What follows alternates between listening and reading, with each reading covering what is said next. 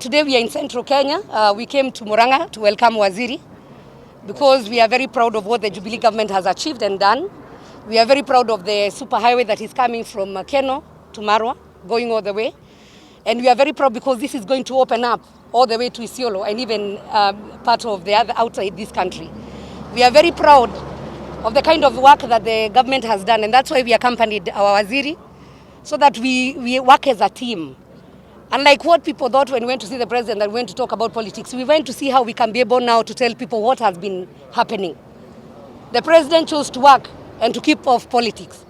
And so a lot of people have peddled lies that this government has done nothing for its people.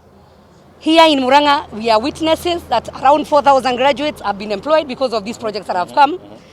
On road only, and there are many other projects of water, there are many projects of electrification, but this one only, around 4,000 graduates. And our young people, around 8,000, have gotten their jobs here. We are also proud that our women who are on the roadside, we are going to have more than 5 market shades that are going to be done, more than one for them.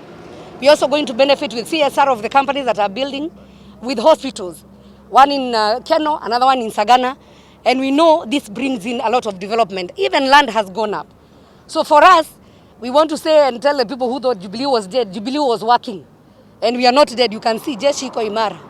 Tumesimama, and we'll be going to the ground so that the lies that have been peddled to our people, we can be able to interact with Wanjiku and they can see what the government has been doing. So kudos to our president, to our CS Macharia, who has been trusted, who is also our son here, to bring a lot of development, not only in Murang'a. You can see Kisumu, you can see in Mombasa, you can see in the rest parts of the country, the development that Jubilee has done. No other government has ever done the work that Jubilee has done. Tuko hapa na tuko hapa kama wabunge, pia tukishirikiana na mawaziri ili kuzunguka sehemu hii yetu ama eneo hili yetu ya mlima ili kuangalia miradi ya maendeleo, kuambatana na ile kazi ambayo tumepatiwa kama wabunge ya kuhakikisha kwamba zile hera za mwananchi anazotozwa kodi zinatumika vizuri. Na tunafurahia kwa sababu barabara hii kuu kutoka Keno kuja Sagana kuelekea Marwa, hatimaye itaelekea mpaka Isiolo, itakuwa inafungua maeneo haya yote.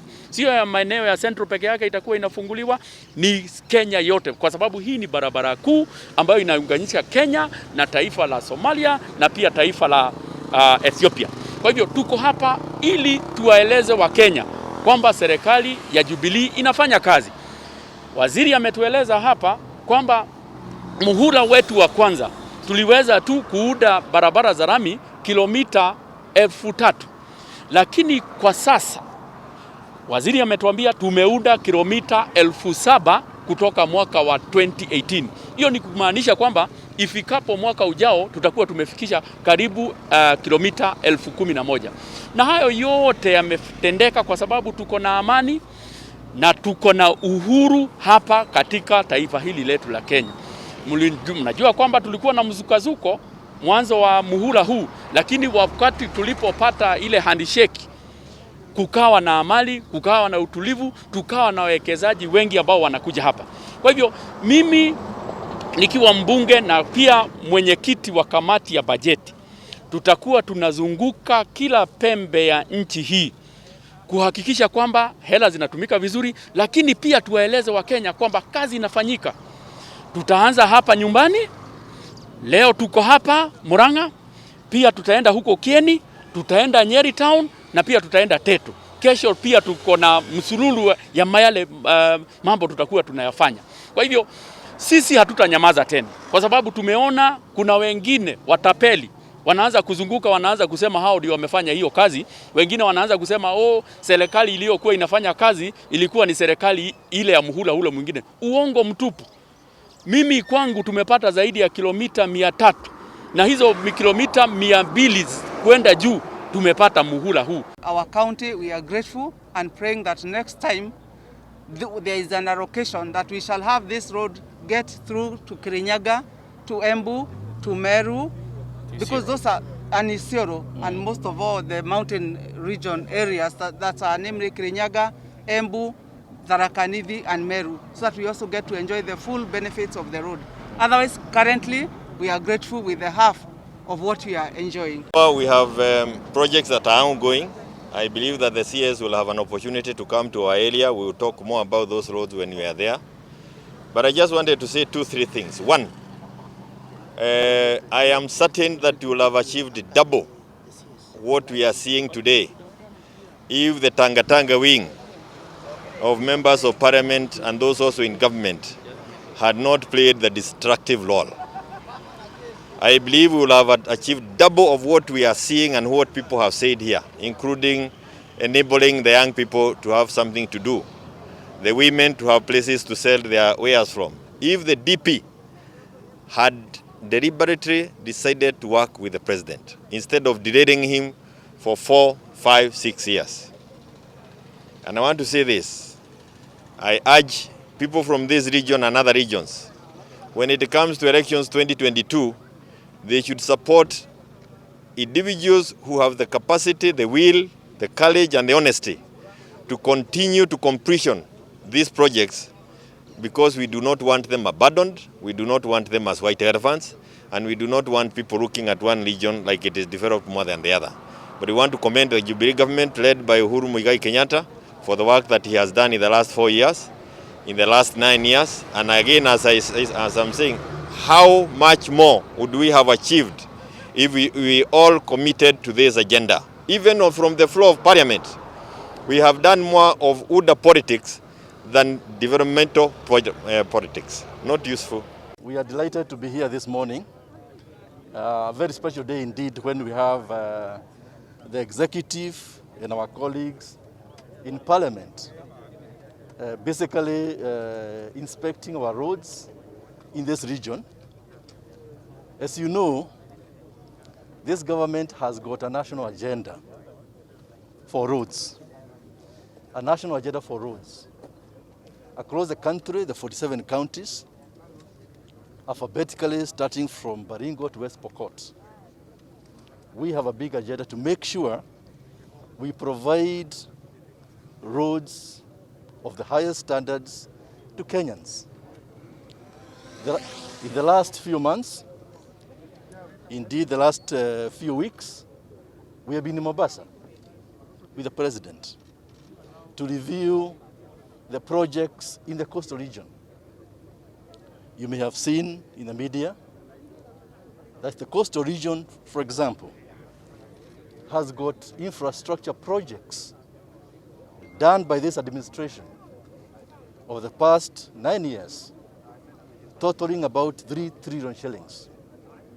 You've heard about the Dogokudu bypass. You've had some roads which you're going to do in the coast. And those are part of the agenda of the president to make sure that every region is provided with infrastructure for future development. You remember Madaraka Day? We were in the Nyanza region where we toured roads and opened some new roads in Siaya and even in Kisumu City. You know, there are some roads also in places like Lamu. Lamu has never seen, tarmac before this administration came to office. And that has been done. We have gone all the way to Moyale.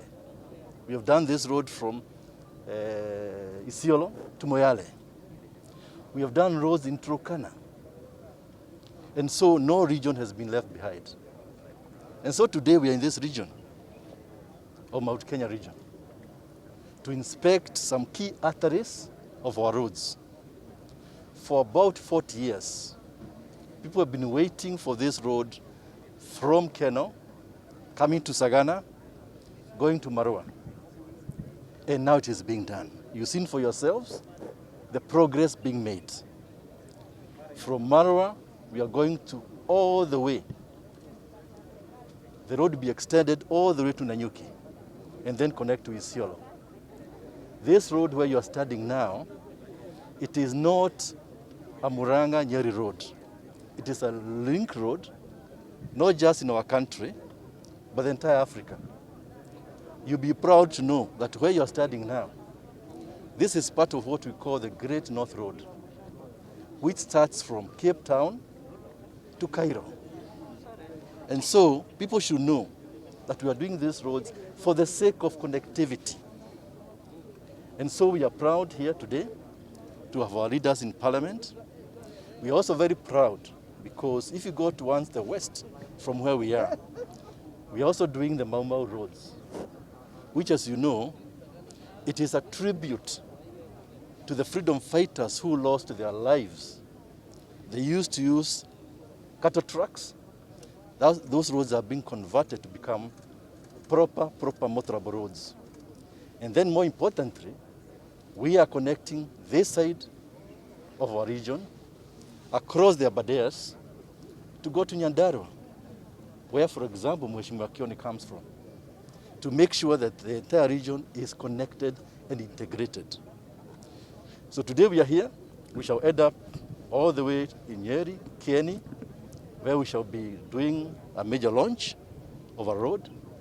We shall also go, if time allows, all the way to Uhuru to inspect one of those Mau Mau roads which I've just mentioned. So you can see the agenda for the president is very robust. Let me, before I invite the leaders of parliament, say one thing. A lot of things have been said about what was achieved in the first term, Ayamu ya Kwanza, the president, and the second term of the president. In particular for roads, in the first term, you know the first 2 years is just for planning. We achieved 3,000 kilometers of roads in the first term. 3,000 kilometers of roads. In the second term, which we've only done only 4 years, we have actually covered bitumen, what you are seeing, 7,000 kilometers. In total, 10,000 kilometers. We still got 1 more year to go. And the purpose, the objective, is to actually achieve 11,500 kilometers. From that, if you do your mathematics, you will see that in the first term, you achieved only 3,000. In the second term, almost 8,000 kilometers of roads. So I'll leave it to you to judge for yourself when was the most work done. First term or second term? And I'll leave the politicians to interpret in their own way what that means.